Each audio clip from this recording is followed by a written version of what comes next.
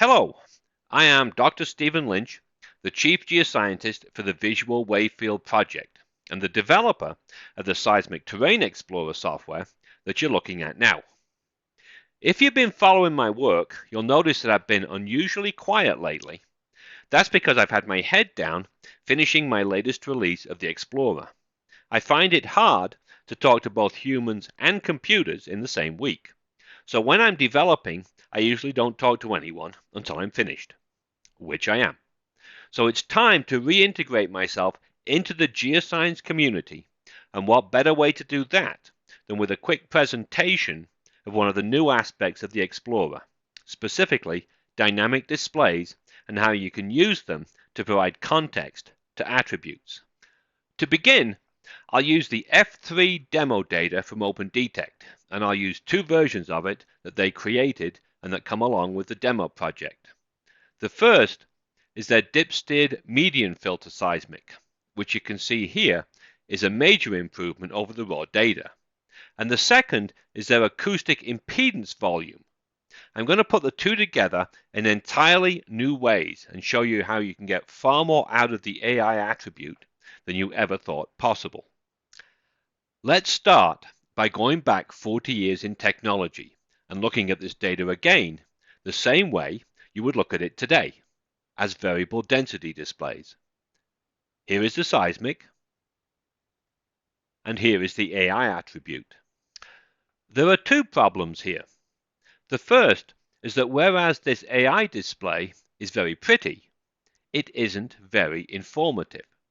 There are lots of reasons for that, but primarily it's because we may be familiar with seismic and we may understand what it's telling us, but this is different. It takes us out of our familiar seismic context, and it makes it very difficult for us to physically relate what we're seeing here back to the seismic it was created from.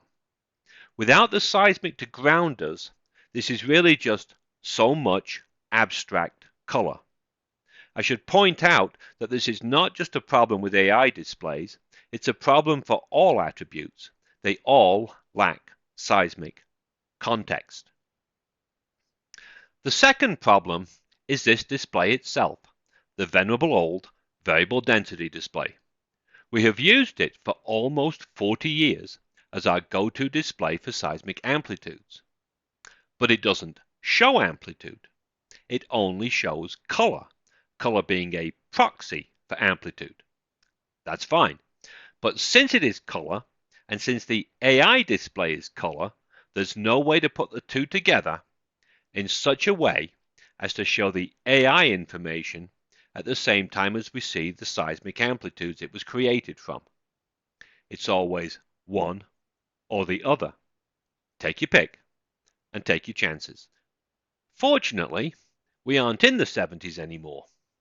Technology has moved on, and we don't need proxy amplitude displays anymore. Now we can display the real thing.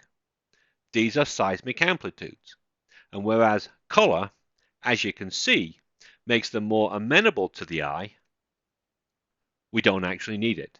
And color can, in fact, be a needless distraction. We're better off without it. So now, maybe you can see where I'm going with this. We don't need color to show us amplitudes. We can get along just fine without it. And because we can, this leaves us with an entire new dimension that we can use to do some very interesting things.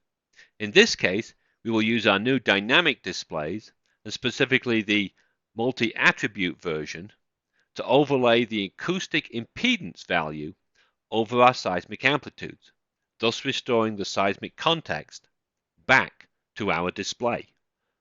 This is just one possible way to combine multiple versions or multiple attributes together using the new Seismic Terrain Explorer. There are a lot of others, including this one, which you can use to morph between different attributes. In this case, we're morphing between the seismic and the acoustic impedance. I'll zoom in a little closer so you can get a better view on what's going on.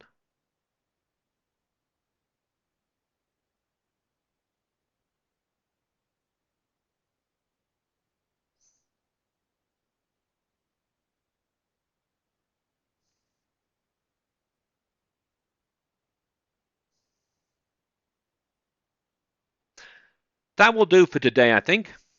This was just a very quick introduction to our dynamic displays and to why we believe that they will become almost indispensable tools in the future.